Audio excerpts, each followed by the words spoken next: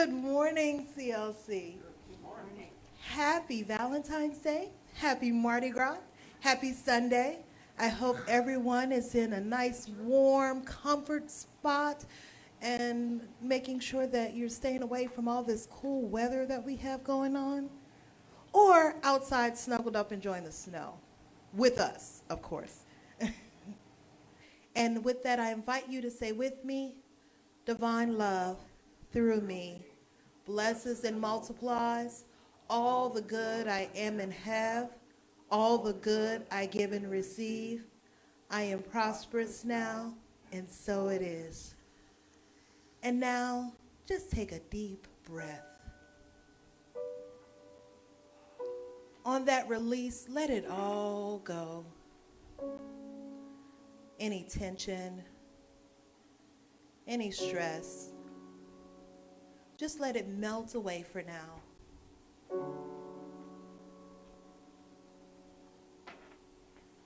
Allow your body and your mind to relax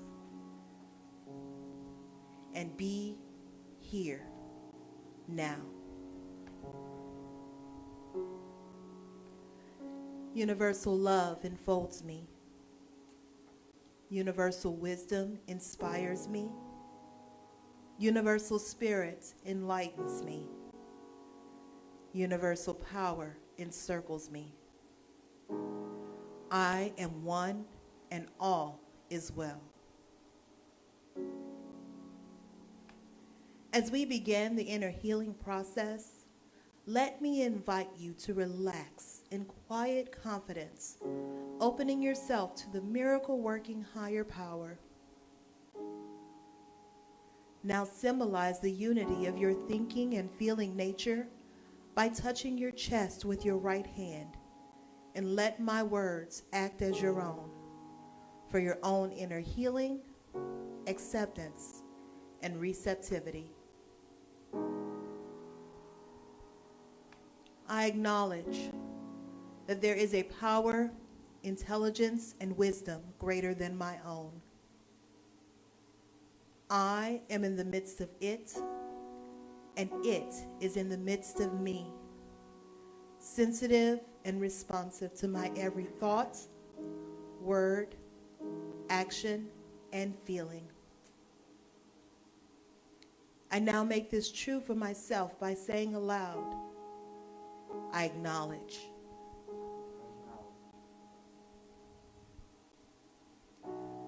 Acknowledging the higher power working through my life, I admit that I am personally responsible for solving my own problems, while being guided and assisted by something greater than myself. As I am ready to surrender the conflicts of my ego to the wisdom of the infinite presence, I simply speak these words. I surrender.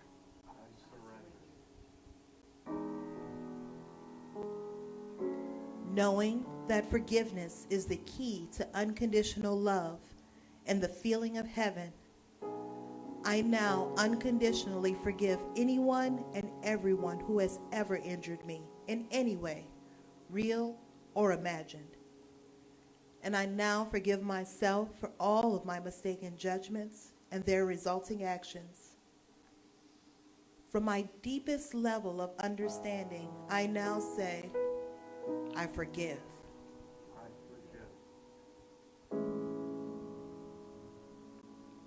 Realizing that I continually experience the effects of my own thinking, I now choose to allow this higher power to recreate me deeply,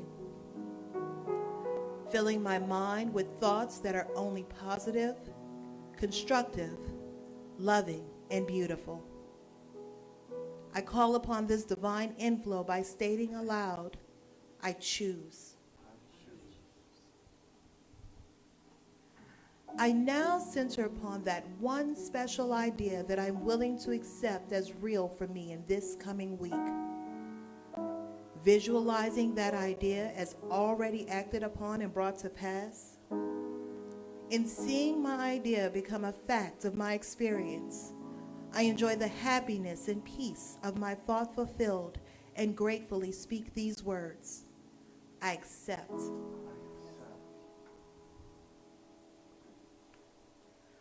Knowing that I have an everlasting place in the midst of the power that sustains all creation, as well as the support of all those around me, I allow myself to relax in the peace of fulfillment and gratitude and say, I release.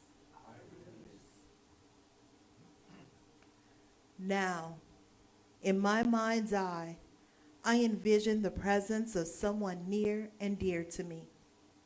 This can be a friend, a family member, a teacher or mentor, someone who has touched my life in deep and loving ways. Someone who's not physically present in the room with me this morning. I turn toward that image in my mind's eye and say, I am grateful for the good in your life.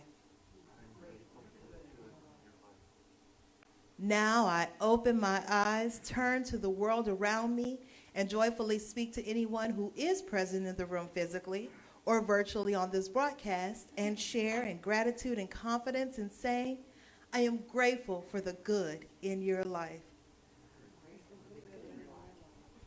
Well, welcome, Creative Life. We're here today so you don't have to be. Because it's getting a little wonky out there. But here we are. It's Valentine's Day. About half of us, a little more than half, are dressed in red for Valentine's. Others of us have affected the purple and the gold and the green, faith, justice, and power.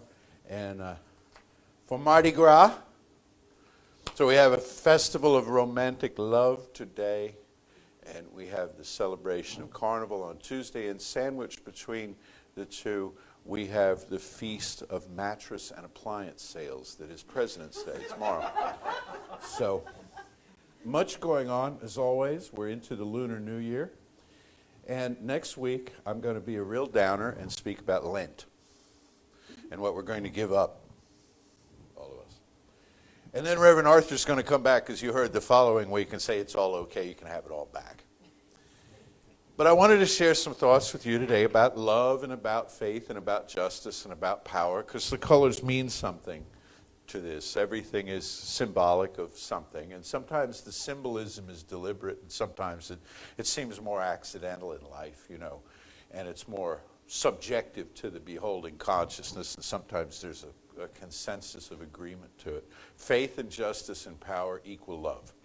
Love is the central flame of the universe. Love is mentioned 92 times in the Science of Mind textbook, 92 times.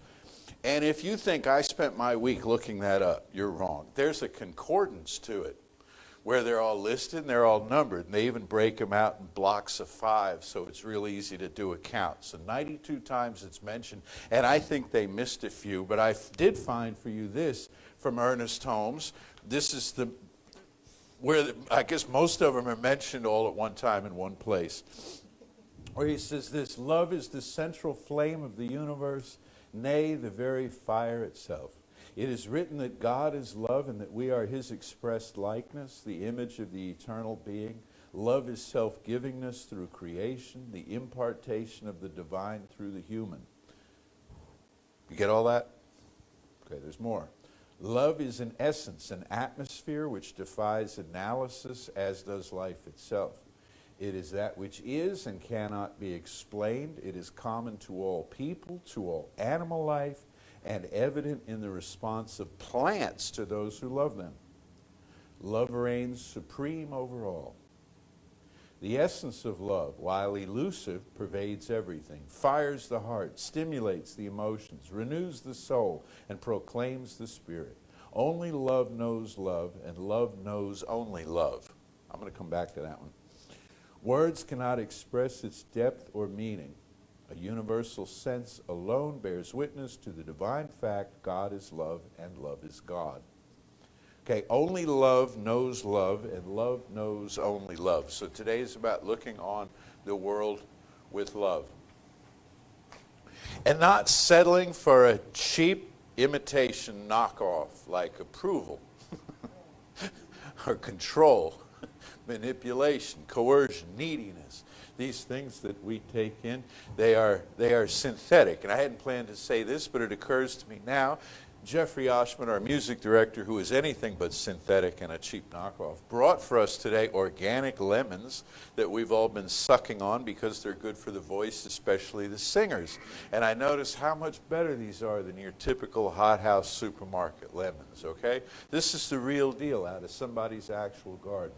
That's great. Well, if you can get that, you want that. If you can get that, you want that. Lisa brought us Tangelos? Cuties, something, yeah, little orange things a few weeks ago. They were wonderful right off the tree. You know, if you can get the real deal, and people stand in line for the real deal. People pay a lot of money for the real deal. Love is free. Love is free. It doesn't take an appointment.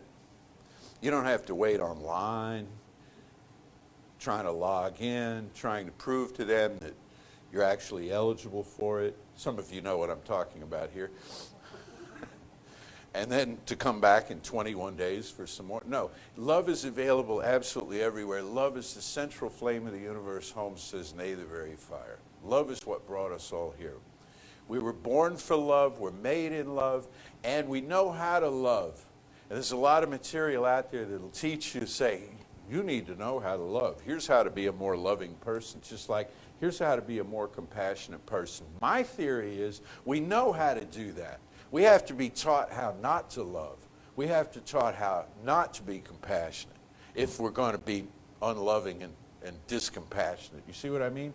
You have to be trained by life in a regular way to turn down the natural love that you are.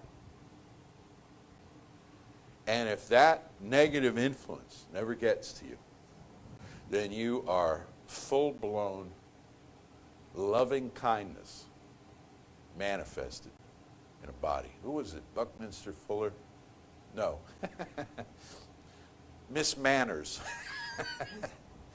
I have this file in my head I go through for quotes, you know, and Fuller, no, man. Miss Manners, Judith Martin, Miss Manners, she said, there are no geniuses. Some of us are just less damaged than others. And that, I read that a long time ago, and it really made an impact. You know, some of us get coached in, get trained in. I don't want to be depressing, but you see where I'm going. We have experiences throughout life that teach us that we're not worthy of love because of who we are, because of how we are. And to the degree that we don't know we have a choice, we buy into these bits of information that come our way. And it shuts down the heart chakra. It shuts down our joy. You find a place like Science of Mind, and I was sitting there as Danielle was doing the announcements looking at this. I thought, that's an open heart. Isn't it kind of? That's a wide open heart. You know, you come into this, it says, you're beautiful just the way you are. And like the song, and still I choose to grow. I love myself the way I am, and still I can change. And still I can adapt. And still I can, we're not uniform, we're not cookie cutter people. But you appreciate the self. You love the self. When you love the self, you can love others. When you don't love the self, you look at everybody else as a meal. You know what I mean? You look at everybody else right? You're an approval vacuum. Come on, love me, love me, love me. And all of them could line up. All of them, how many? 8 billion on the planet, could line up in the distance to pass by you and take your hand and look you in the eye and tell you sincerely how wonderful you are. And when the last of them had passed out of sight, you'd still be alone. If you don't take it in yourself. Now, self-love is not the same thing exactly as pride. Pride is not a bad thing. We've been warned off of it, and there's a long story behind that, most of which is kind of corrupt. But pride is situational. Pride is a little more objective. Love is subjective. Pride is, about aspects of the self. It's conditional. Love can be unconditional. Unconditional love is the nature of the universe. It's a tough one to pull off. A lot of times people come into metaphysics, they say, I want unconditional love. There's even a song, isn't there? Give me that good old unconditional love. I want some of that unconditional love, And it's like, I'm going to jump right here from where I am to unconditional love. That's a big leap. Unconditional love is what nature has for itself as you. Most of the love that we have between us, people, he mentions animals, he mentions plants, lemons, what have you. Most of the love that we have back and forth is somewhat conditional, if only because the condition is that this is our family, or we like this person, or they showed up in our life. That's a condition too. And so it's a little more situational there. Unconditional love that's manageable and practical for us is to extend as much of the love that we are as we can to the people we don't know, and the places we haven't been, and the things we haven't done, and the past self that we were, and the past self that we never were. Because we walk through this life a lot of times with regrets. Regrets and resentments get in the way of love. And we're taught to regret, and we're taught to resent it with the best of intentions, because it's like a corrective, remedial sort of behavioral thing that if you'll change. You just sit there and think about things. Were you told that as a kid? Now you just sit there and you think about things, and you just feel awful about it, and then you'll do differently next time. Did you do differently next time? I never did. I sat there and felt awful about it, and then I felt rebellious for feeling awful, and then I went and acted out some more. So we were taught that this is a good governor on behavior, but it's never effectively been that. Still, we carry this stuff with us, and so we regret the choices that we made. We regret the choices that we didn't make, the incompletions that we have. We carry all this along. And we resent. We resent the people who we think got what we should have had, what we deserved, And now, in the midst of love, we feel bitter, feel angry, feel all kind of consumed. Then we start passing that off on God. Well, life isn't fair. The universe isn't built to work. The whole thing's crazy, Gradually, we shut down, become all weird. And we yearn, we hurt, our hearts break. We want love. We want genuine connection, genuine communion in life. How we get that is through, not around. How we get that is going through our issues, not around them. We press through what it is that we have to do.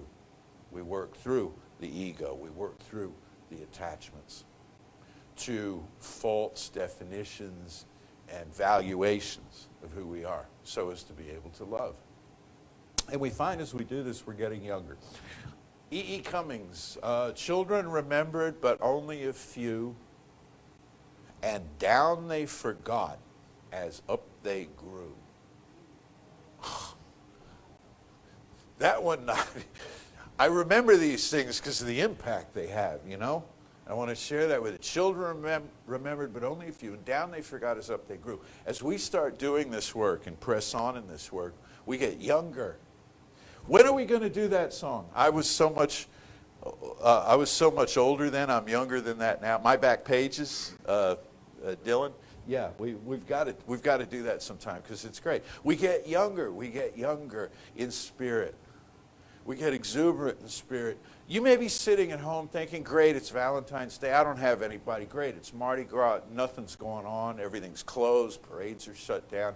It's President's Day. I don't need a new appliance or mattress. There may be just kind of, and now it's going to snow and I can't go anywhere. And about the only thing I have to look forward to is that for now, in this cold weather, it actually, for the first time in a year, feels good wearing a mask. Doesn't it? Have you noticed that outside?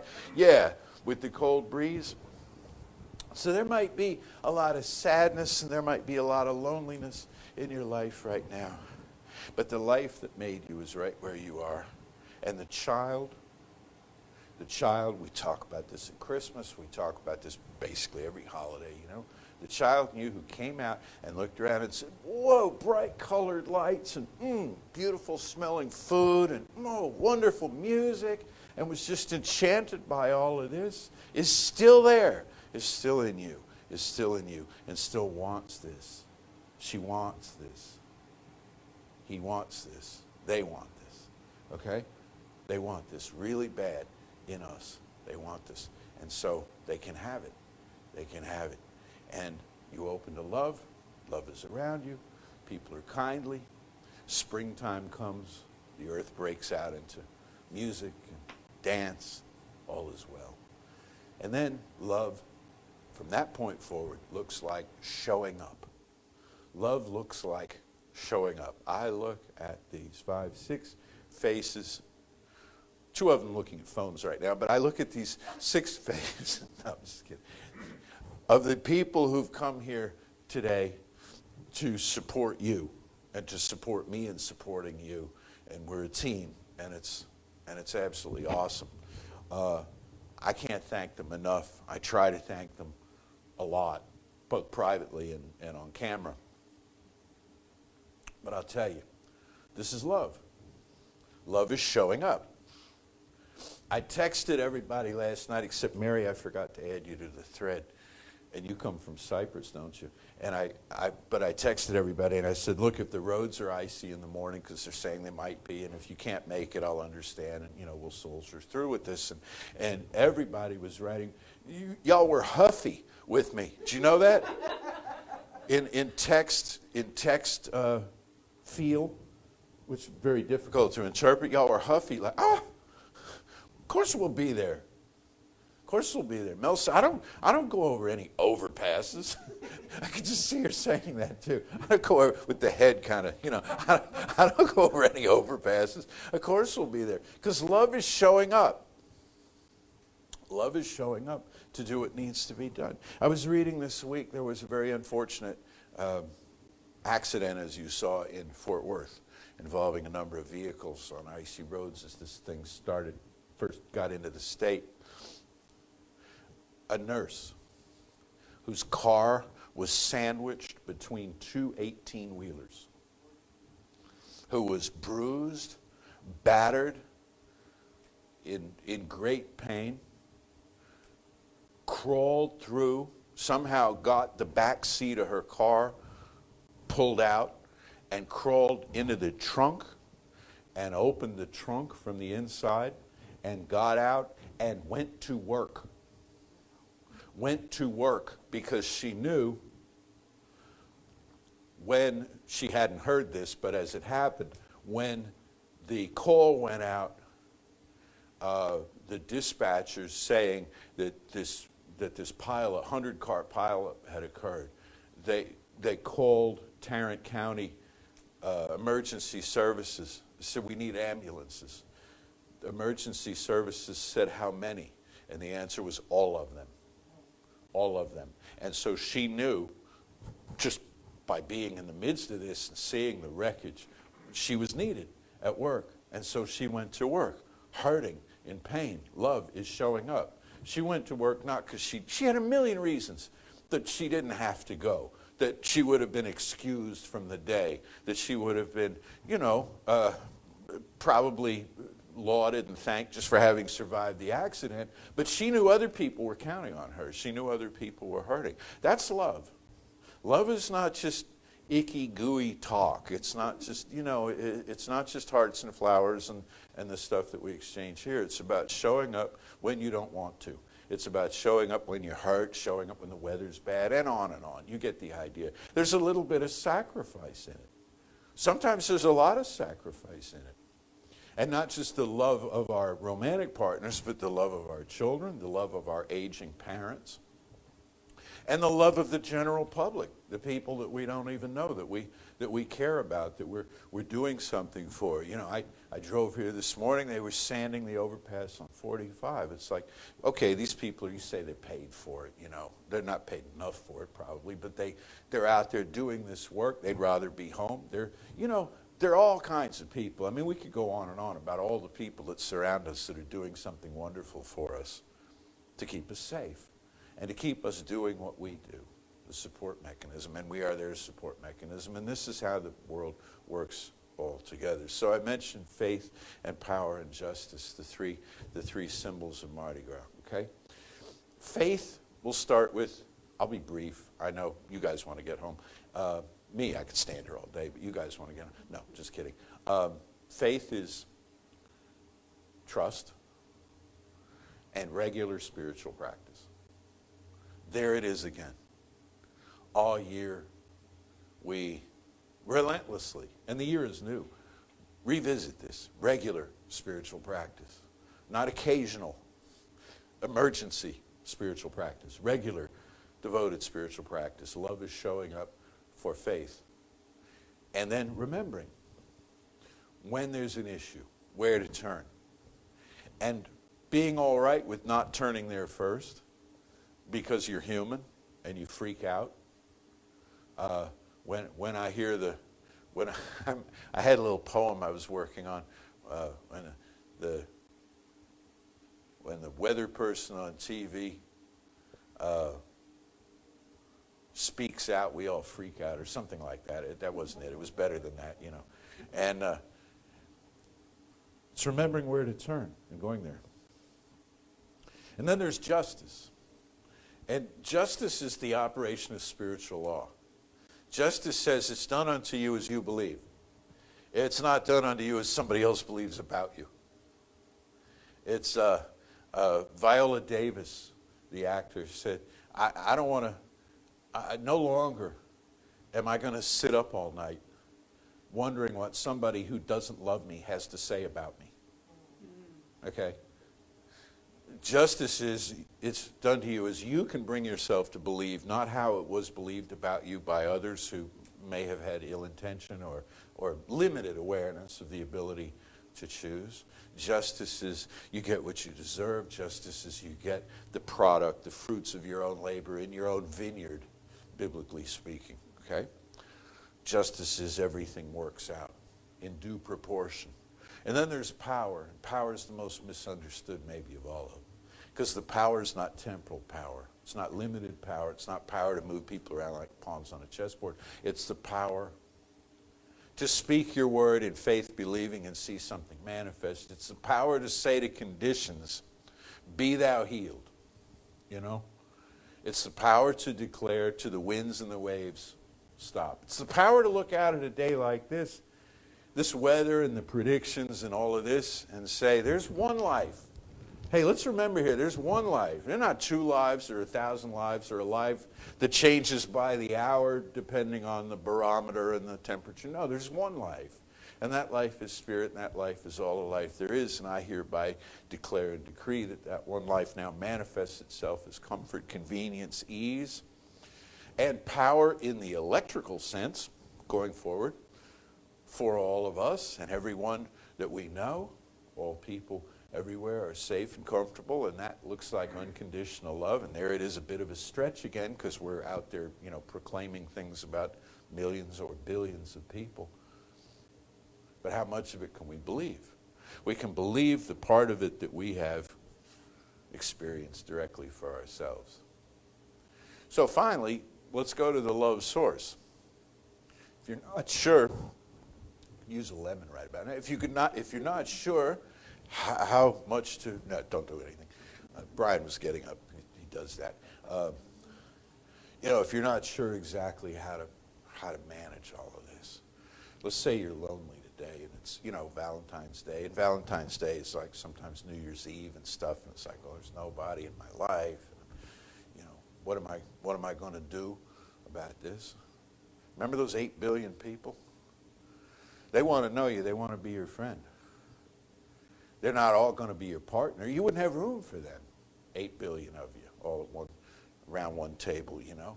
But somebody does. People do. People want to know you. People want to. And you say, well, I'm different. You know, I'm unusual. I'm a unique kind of a person. I'm not what everybody's looking for. Well, another word for that is special. And so you are. You are that. You are that. Life has, you want friends, you want companions, you want company. You want a sense as you walk through this world. I'll leave you with this. This is mostly what I'm going to get into next week. I had this, what is it with this thing? Hang on.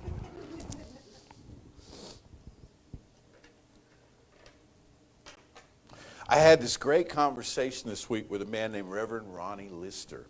And you're going to get to meet Reverend Ronnie here on this stage on the 3rd of March when we have a conversation, a soul session conversation together. And he brought up the beloved community.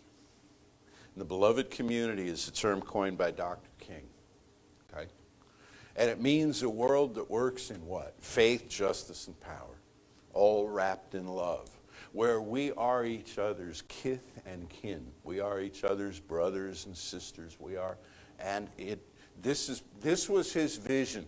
And when he called out, Dr. King, when he called out racism, and when he called out greed, and he called out stupidity in the culture, he did so in order to ultimately reveal this vision that he held of a world, as we say in this teaching, that works for everyone.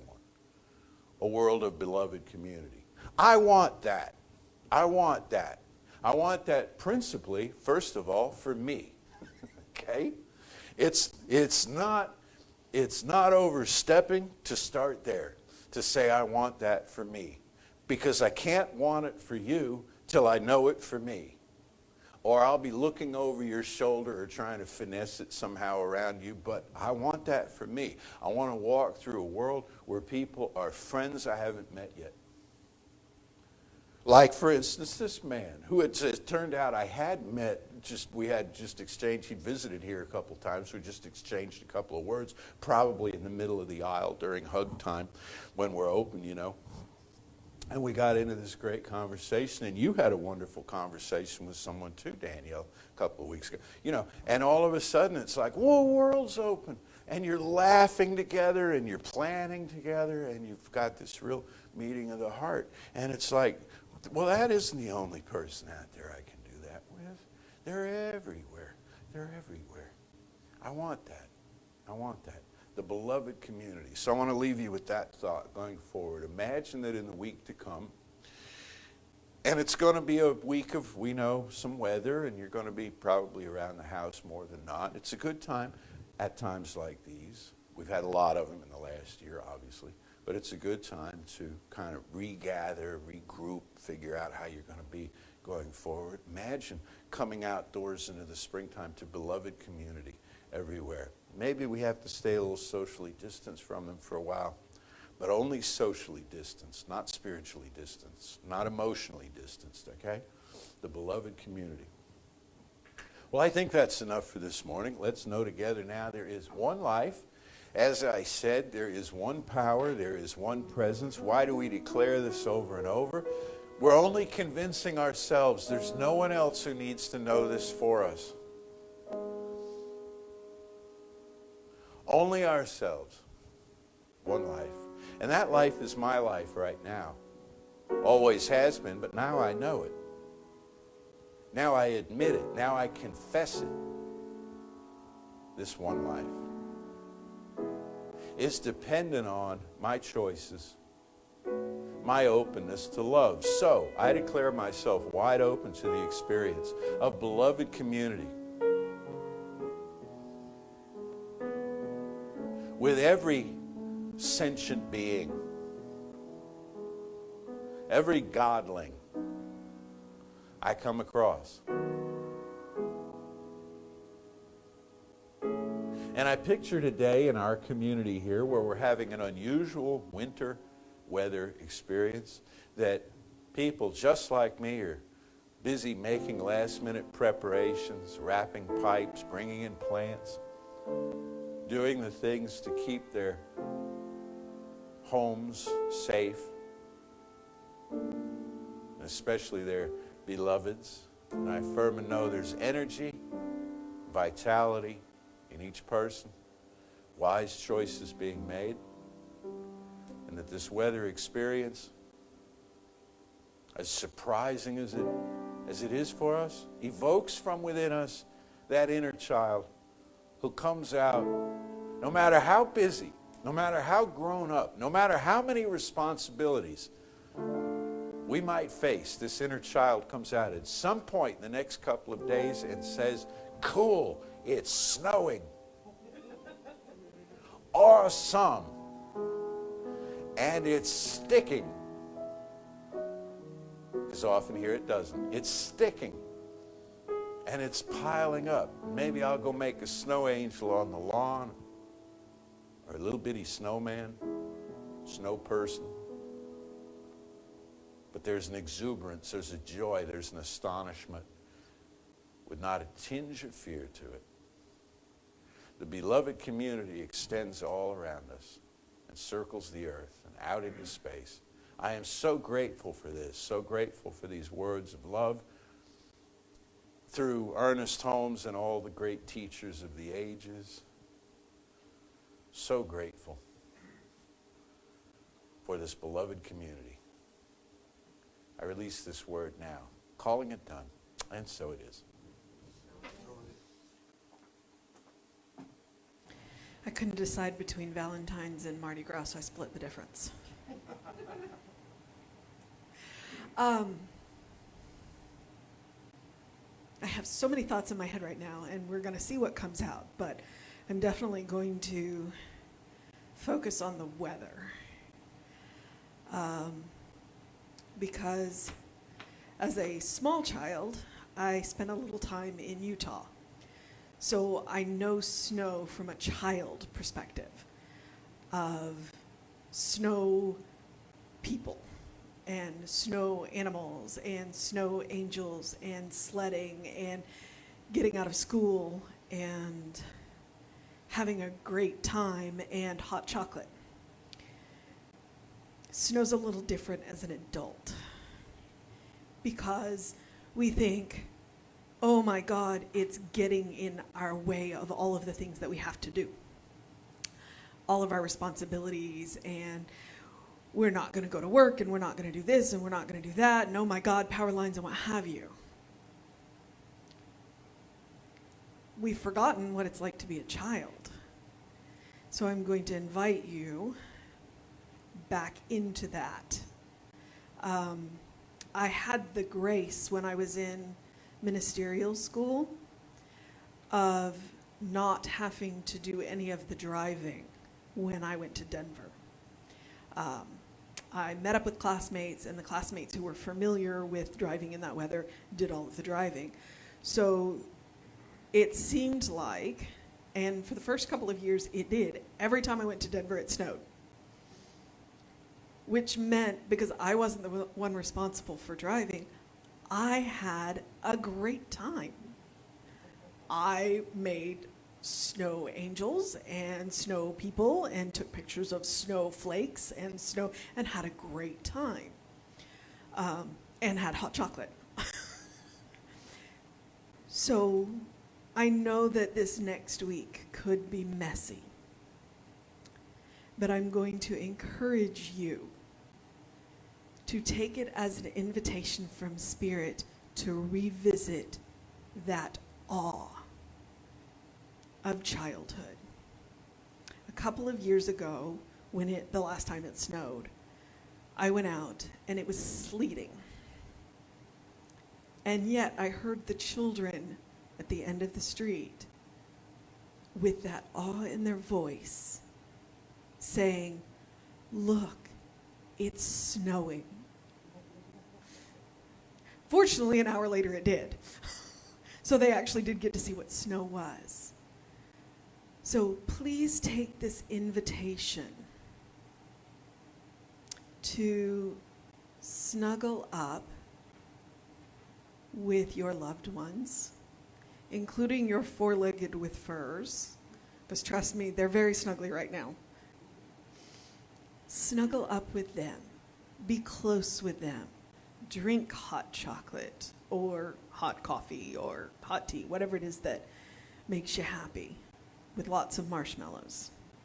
I'm a hot chocolate girl. Take this invitation to go out and play in this weather, especially if you have small ones or not so small ones. Go out and play.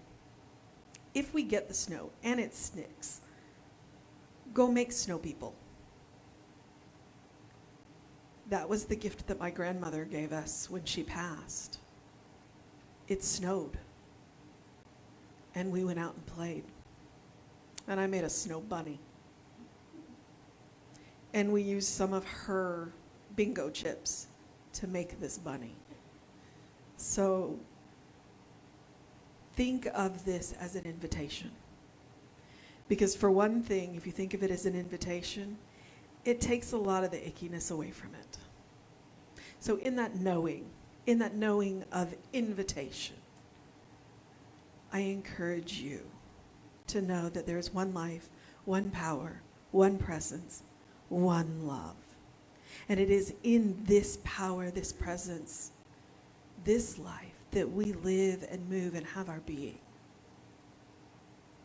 And it is this love that we go back to, because it is truly what we are made up of. I feel this love flow through me, in me, as me. And when I look into your eyes, I see this love looking back at me.